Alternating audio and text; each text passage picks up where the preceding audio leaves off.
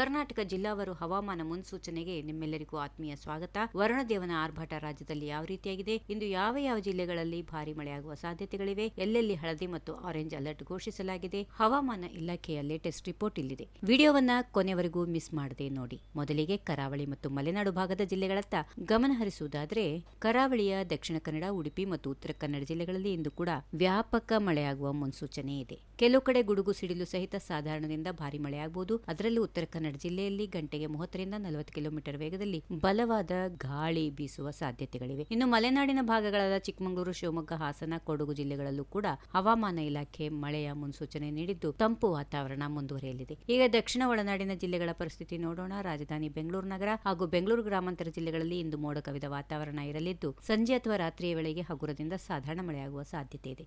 ಇದರೊಂದಿಗೆ ತುಮಕೂರು, ಕೋಲಾರ, ಚಿಕ್ಕಬಳ್ಳಾಪುರ, ರಾಮನಗರ, ಮಂಡ್ಯ, ಮೈಸೂರು ಮತ್ತು ಚಾಮರಾಜನಗರ ಈ ಜಿಲ್ಲೆಗಳ ಕೆಲವು ಭಾಗಗಳಲ್ಲಿ ಗುಡುಗು ಸಹಿತ ಚದುರಿದಂತೆ ಮಳೆಯಾಗುವ ನಿರೀಕ್ಷೆ ಇದೆ. ಒಟ್ಟಾರೆಯಾಗಿ ದಕ್ಷಿಣ ಒಳನಾಡಿನ ಕೆಲವು ಜಿಲ್ಲೆಗಳಲ್ಲಿ ಕೆಲವು ದಿನಗಳ ಕಾಲ ಮಳೆಯ ತೇವಾಂಶ ಭರಿತ ಗಾಳಿ ಮುಂದುವರಿಯಲಿದೆ.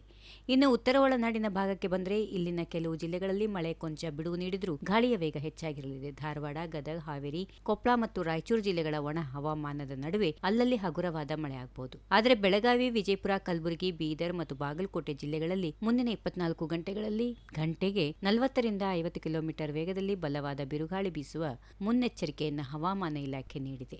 ಹಾಗಾಗಿ ರೈತ ಬಾಂಧವರು ಎಚ್ಚರಿಕೆಯಿಂದ ಇರಬೇಕಾಗಿ ವಿನಂತಿ. ವೀಕ್ಷಕರೇ, ನೈಋತ್ಯ ಮುಂಗಾರು ಮಾರುತಗಳು ರಾಜ್ಯಾದ್ಯಂತ ಚುರುಕಾಗುತ್ತಾ ಇದ್ದು, ಮುಂದಿನ ದಿನಗಳಲ್ಲಿ ಮಳೆಯ ತೀವ್ರತೆ ಮತ್ತಷ್ಟು ಹೆಚ್ಚಾಗುವ ಸಾಧ್ಯತೆಗಳಿವೆಂದು ತಜ್ಞರು ತಿಳಿಸಿದ್ದಾರೆ.